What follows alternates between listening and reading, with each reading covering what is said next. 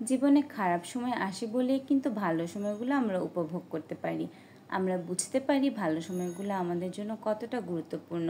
যদি কখনো জীবনে খারাপ সময় নাই আসতো, তাহলে ভালো সময়ের এত কদর হতো না। ঠিক তেমনি জীবনে কুজন আছে বলেই সুজনের এত বেশি গুরুত্ব। যদি সমালোচক দু একজন নাই থাকে, তাহলে কিন্তু আমরা বুঝবো না কোথায় আমাদের সমস্যা বা কোথায় ঘাটতি রয়েছে। হ্যালো ভিউয়ার্স, আসসালামু আলাইকুম। আশা করি আল্লাহর রহমতে সবাই অনেক বেশি ভালো আছেন। আমন্ত্রণ জানাচ্ছি আজকের ব্লগটি দেখার জন্য। আজ আমি গরুর কলিজা রান্না করব, আর সেই সাথে করব আপনাদের সাথে অনেক অনেক গল্প। এদিকে আমি মশলাটা কষিয়ে নিচ্ছি। এবারে আদা আর রসুন দিয়ে আরও ভালো করে কষিয়ে নেব।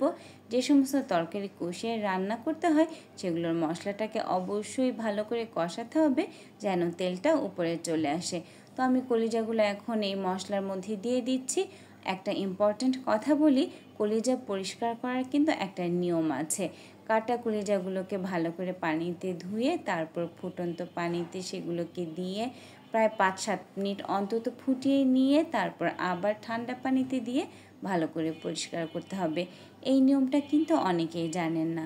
যাই হোক, কলিজাগুলো দিয়েছে, এখন আমি ভালো করে নাড়াচাড়া করে নিচ্ছি। এরপর এটাকে অল্প আঁচে সুন্দর করে কষিয়ে নেব। একটা কথা আছে, যতক্ষণ পায়ে শক্তি থাকে ততক্ষণ দৌড়াও। যদি শক্তি কমে যায় তাহলে হাঁটো, আর যদি একান্তই শক্তি আরও কমে যায় তখন হামাগুড়ি দিয়ে চলার চেষ্টা করো।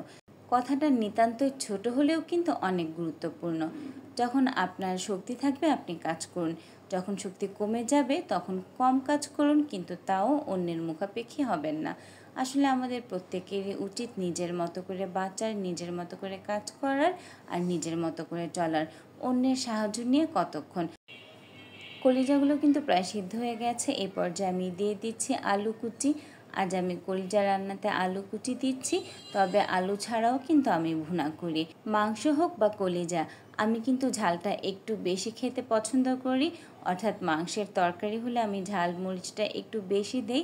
আর যাদের ঝাল খেতে সমস্যা তারা তো নিজের মতো করে কম দিয়েই খাবেন। যাই হোক, এদিকে কিন্তু আমার তরকারিটা প্রায় হয়ে যাচ্ছে। এবারে আমি ভাজা গরম মশলার গুঁড়া দিয়ে দিচ্ছি। এতে কিন্তু কলিজার ফ্লেভারটা অনেক বেশি ভালো লাগবে। আর কাঁচা মরিচের ফ্লেভারটা এই তরকারিতে মাস্ট। তা না হলে কিন্তু কি যেন একটা নাই এরকম ভাবটা থেকেই যাবে। এই পর্যায়ে আমি 5 থেকে 7 মিনিটের জন্য অল্প আঁচে তরকারিটা ঢাকা দিয়ে রেখেছিলাম। আর এরই মধ্যে কিন্তু তরকারিটা একদম হয়ে গেছে। আমি একটু নেড়ে চেড়ে নিচ্ছি, আর দেখে যেমন সুন্দর মনে হচ্ছে, খেতেও কিন্তু আল্লাহর রহমতে অনেক ভালো হয়েছে। তো আমি একটু দেখে নিচ্ছি কেমন হয়েছে। তো বন্ধুরা, আজ আর নয়, ভালো থাকবেন, সুস্থ থাকবেন, আল্লাহ হাফেজ।